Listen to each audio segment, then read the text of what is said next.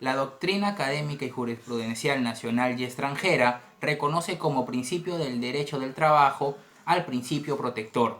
Este a su vez se manifiesta en tres reglas: indubio pro operario, norma más favorable y la condición más beneficiosa, la cual es materia de la presente exposición. Mientras que las primeras se manifiestan en nuestra Constitución, la última ha sido reconocida por la jurisprudencia y la doctrina.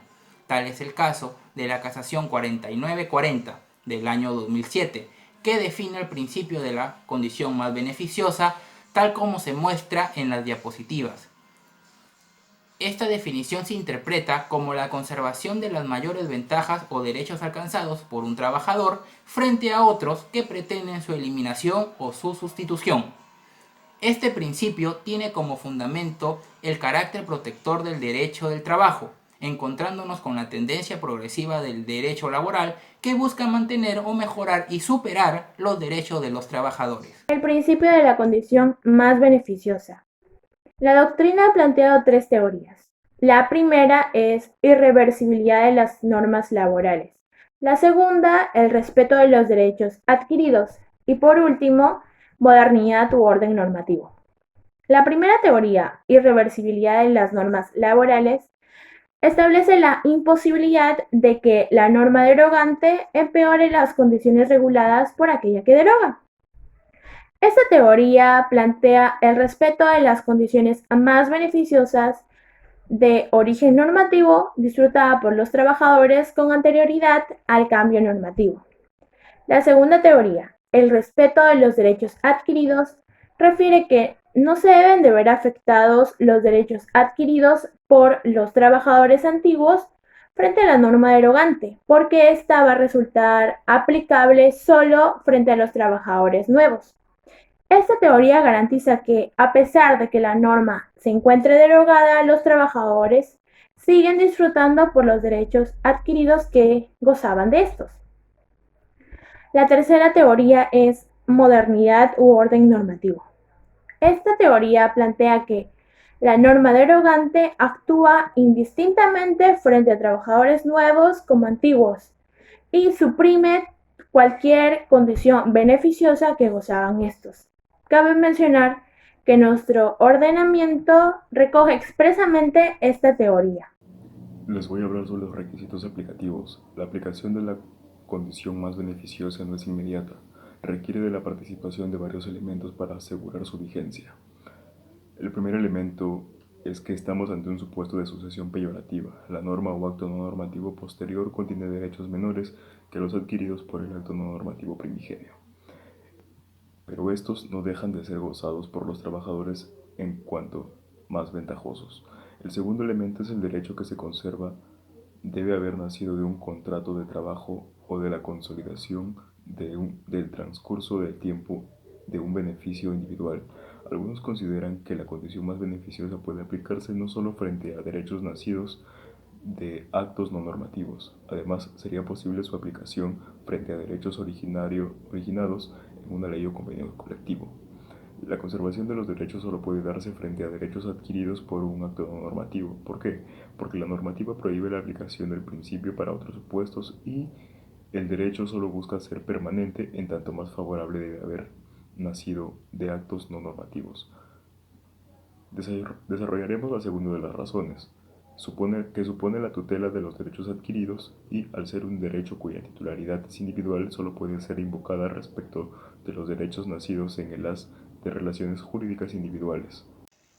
Requisitos aplicativos de las condiciones más beneficiarias. Así como existe el principio de normas más favorables, también existen ciertas limitaciones en la C más B.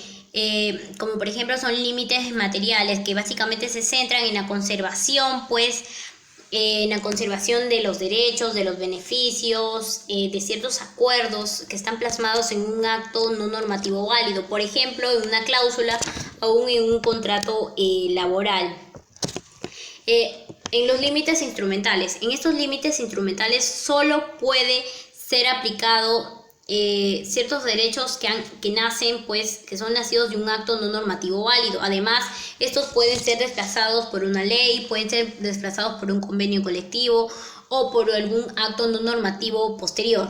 Ahora, también tenemos los límites aplicativos, que se refieren, pues, a que en este principio se centra en cuanto a la norma que piensa, pues, reemplazarla o piensa derogarla al original, pues, que no perjudique al trabajador. Ahora, en el otro punto, el derecho de reclamo por el trabajador debe ser efectivamente gozado. En este punto, el derecho que está defendiendo, pues, el trabajador, él lo debe haber gozado, debe haber tenido ciertos beneficios de la norma anterior antes de que se promulgue la nueva. A continuación, vamos a presentar un ejemplo. Un trabajador firmó su contrato hace 3 años. Se estableció en este que la empresa le pagaría un plus de transporte. Actualmente se está negociando un nuevo convenio aplicable a su sector y por las noticias que le han llegado a través del delegado de personal se suprime el derecho a ese plus.